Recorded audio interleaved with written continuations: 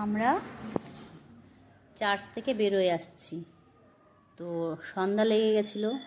দেখো পেছনটা চার্চটা খুব সুন্দর লাইটিং দিয়ে সাজানো ছিল।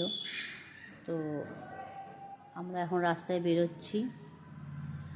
তো ভিড় কিন্তু কম হয়নি, ভিড় আরও বেশি হচ্ছিল। যত রাত হচ্ছে তত ভিড় বেশি বাড়ছিল।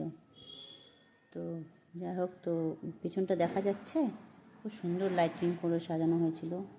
তো বাপ্পাদা বলছে আমরা এখন বেরোয় যাচ্ছি। বাপ্পাদা মানে হচ্ছে বাপ্পাদা আমাদের বাড়িতে ভাড়া থাকে, কিন্তু আমাদের নিজেদের মতনই হয়ে গেছে। এখন আমরা ভাড়া থাকে যে সেটা আর মনেই হয় না, মনে হয় আমাদের রিলেটিভই কেউ একজন। তো যাই হোক, খুব ভালো মানুষ ওনারা। তো আমরা এখন রাস্তায় বেরোয় নিয়ে তো কিছু খাবো, ফুচকো খাবো এখন। তো ফুচকো খাচ্ছি সবাই। তো পায়েলকে বললাম, পায়েল তুমি একটু এবার ভিডিও করো। তো আমরা সবাই মিলে ফুচকাটা খাচ্ছিলাম।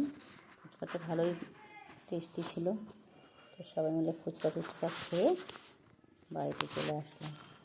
ভিডিওটা ভালো লাগলে লাইক করো, সাবস্ক্রাইব করো। বাই।